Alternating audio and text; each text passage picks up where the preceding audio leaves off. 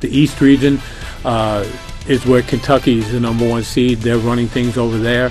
And what's weird to see is that their second-round game against an 8-9 winner, it could be Texas, a team who is ranked number 1 during the season. So you could have 2 number 1 teams. Kentucky had it for a week. Texas had it for 2 weeks, meeting in the second round of the tournament. That's something you just don't see very often. And one of the teams that can really pull some upsets here, Cornell is a team, they seeded them 12th. They're probably much better than a 12. They could be up to an 8 or a 9. They're that good.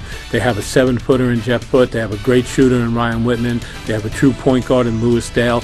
They get Temple in the first round. Temple's a team that has struggled recently, and their coach, Fran Dunphy, has lost 10 straight games in the NCAA tournament. So this is a tough one for him to turn it around in the first round.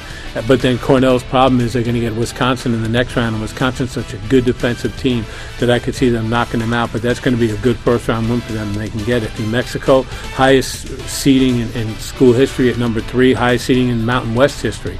What they've been able to do, they're probably the least known of the teams that are seeded 1 through 4, but when they hook up with Marquette in the second round, that should be a pretty interesting game.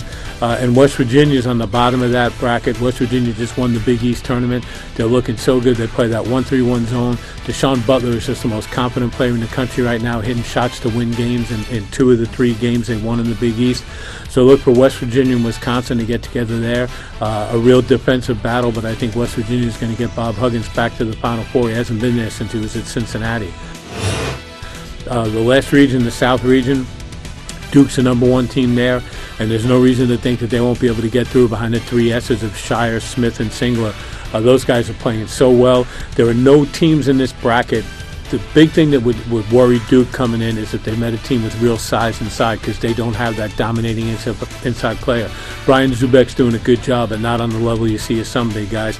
But Duke got away with that in this region. There's no guys.